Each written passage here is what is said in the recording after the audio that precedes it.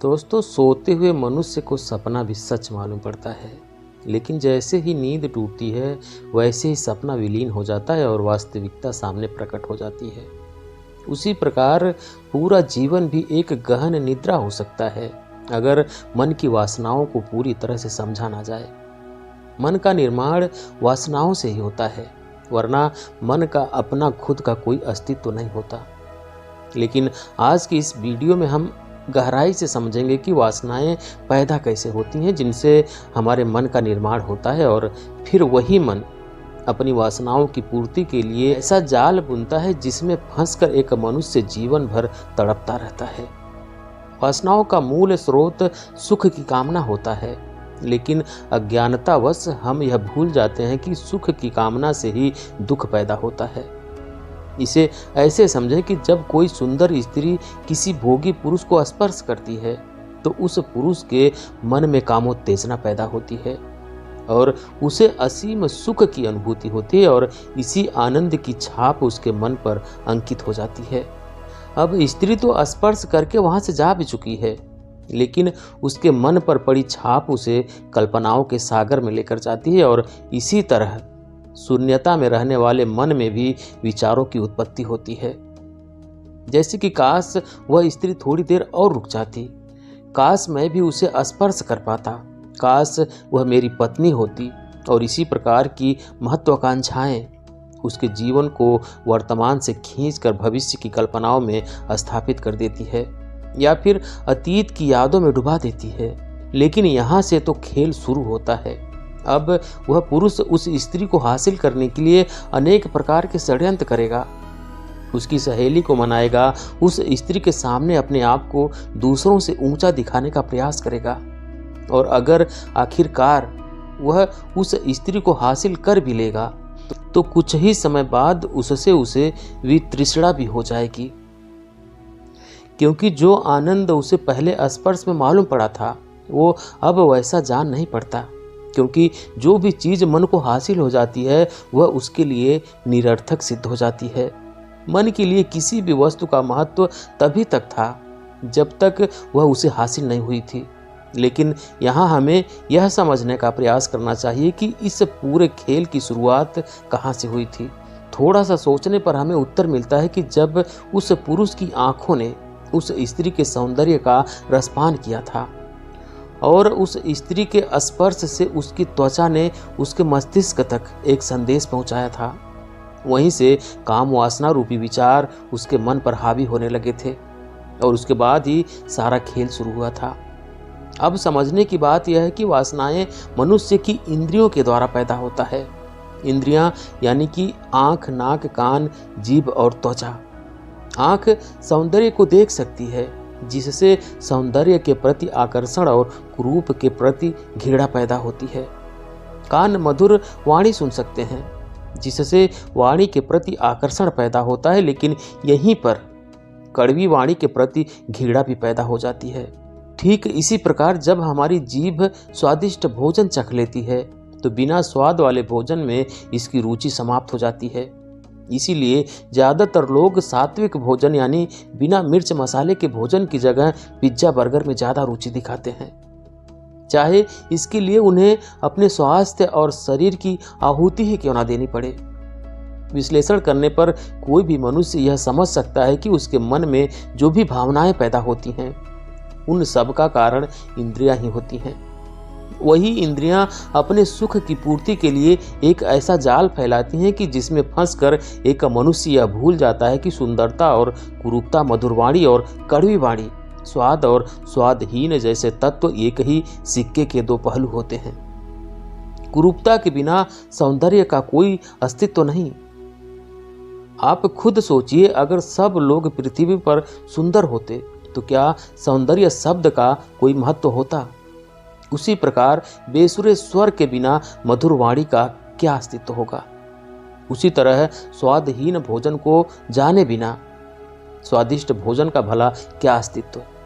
आकर्षण का काम यह है कि यह आपके मन की भावनाओं को दो हिस्सों में बांट देता है।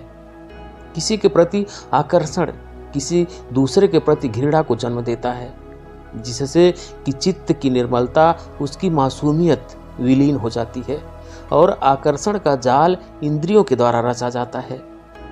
इससे निष्कर्ष यह निकल कर आता है कि इंद्रियों की वासना की पूर्ति में ही हमारा मन मलिन होता चला जाता है और यही मन की मलिनता हमारी आत्मा को दूषित करती चली जाती है और आखिरकार कुछ समय बाद हम खुद से ही निराशा महसूस करने लगते हैं। अपने आप से ही हमें घृणा होने लगती है, लेकिन यह भावना सभी के मन में पैदा नहीं होती। इंद्रियों की वासना पूर्ति के लिए हर मनुष्य खुद से घृणा नहीं करता। वही लोग यह महसूस कर पाते हैं जो कुछ चैतन्य होने लगे हैं, जिन्हें अपने मन की मलिनता दिखाई पड़ने लगती है। वरना तो ऐसे भी लोग मौजूद हैं जो इंद्रिय सुख में पूरा जीवन सुप्त अवस्था में व्यतीत कर देते हैं। उनकी यात्रा तो अनंत काल तक चलती रहने वाली है और मोक्ष उनसे कोसों दूर है। लेकिन यहाँ बड़ा सवाल यह है कि सौंदर्य के प्रति आकर्षण गलत है क्या? मधुर वाणी की मिठास का आनंद लेना कैसे वासना हो सकती है? और स्वादिष्ट भोजन का स्वाद कौन नहीं लेना चाहता? तो इन सब का आनंद उठाना मोक्ष में बाधा कैसे बन सकता है? आपने भिक्षुओं की दिनचर्या के बारे में सुना होगा। धरती पर सोना, बेहद साधारण से कपड़े पहनना, भिक्षा मांगकर खाना, जैसा खाना मिले उसी में प्रसन्न रहना, यही उनकी जीवन शैली है जिसमें ध्यान साधना का महत्वपूर्ण स्थान है। यह सब इसीलिए महत्वपूर्ण हो जाता है कि जीवन जीने की व्यस्तता में उन्हें यह स्मरण रहे कि सुंदरता और कुरूपता, स्वाद और स्वादहीनता, मधुर वाणी और कड़वी वाणी को अंततः सुख और दुख सभी एक ही सिक्के के दो पहलू हैं। सौंदर्य का आनंद लेना गलत नहीं है जब तक आपके अंदर यह होश सदा रहे कि यह सिक्के का सिर्फ एक ही पहलू है। लेकिन धीरे धीरे इंद्रियों का सुख भोग मनुष्य को ऐसी सुप्त अवस्था में पहुंचा देता है कि उसे पता भी नहीं चलता कि उसका मन दो हिस्सों में बंट चुका है। इसीलिए होश को साधने से यह स्मरण बना रहता है कि सुख और दुख दोनों एक ही हैं। इसीलिए ऐसे मनुष्य को ना तो सुख की कामना बांध सकती है और ना ही दुख उसे अत्यंत दुखी कर सकता है। वह दोनों ही अवस्थाओं में समान बना रहता है। उसने यह समझ पैदा कर ली है कि जीवन एक नाटक की भांति है जिसमें हम सिर्फ एक किरदार निभा रहे हैं। सुख और दुख उस नाटक में घटने वाली अलग अलग परिस्थितियां हैं और आखिर में नाटक का पर्दा गिर ही जाएगा। और जो यह भली भांति समझ जाता है वही परम योगी कहलाता है। और इस खेल को समझने के लिए इंद्रियों के प्रति होश का साधना अति आवश्यक होता है, जो कि निरंतर ध्यान साधना के द्वारा संभव है। ध्यान साधना की शुरुआत करने से पहले कुछ महत्वपूर्ण बिंदुओं को समझ लेना अत्यंत आवश्यक है, जिससे कि गलत ध्यान प्रक्रिया से खुद को बचाया जा सके। वरना तो अधिकतर लोग गलत ध्यान प्रक्रिया में उलझकर सिर्फ अपना समय नष्ट करते रहते हैं।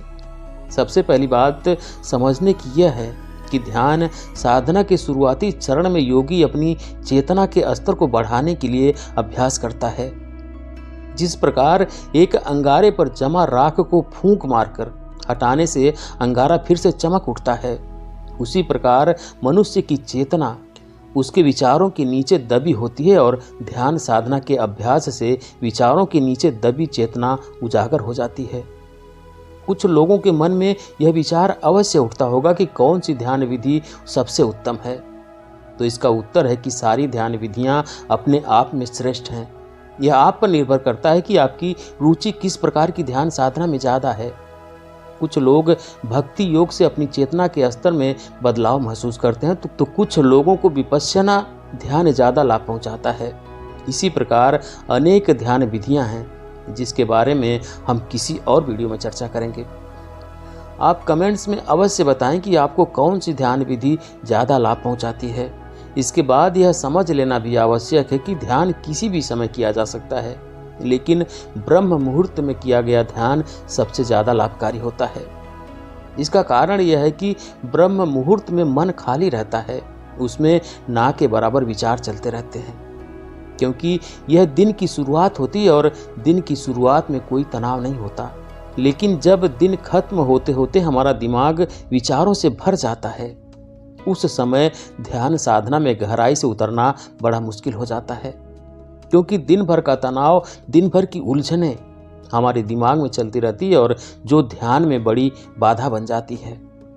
लेकिन कुछ समय ब्रह्म मुहूर्त में अभ्यास करने के बाद आप किसी भी समय ध्यान की गहराइयों को छू सकते हैं।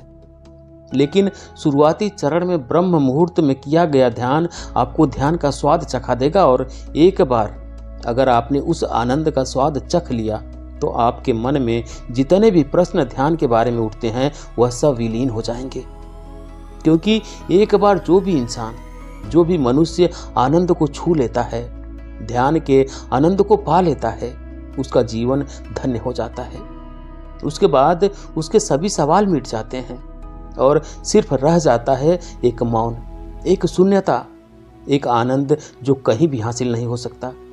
लेकिन हर दिन एक निश्चित समय के लिए किया गया ध्यान एक अभ्यास की भांति हो जाता है।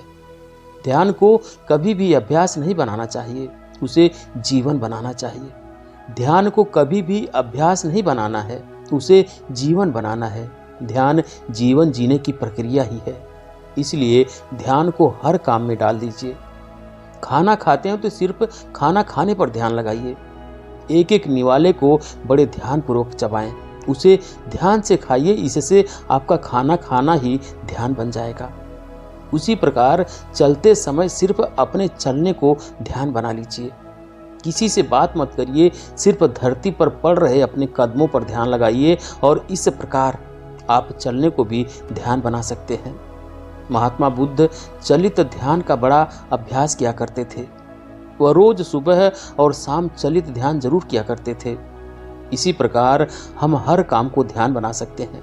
लेकिन समस्या तब पैदा होती है जब ध्यान को एक अभ्यास बना लिया जाता है।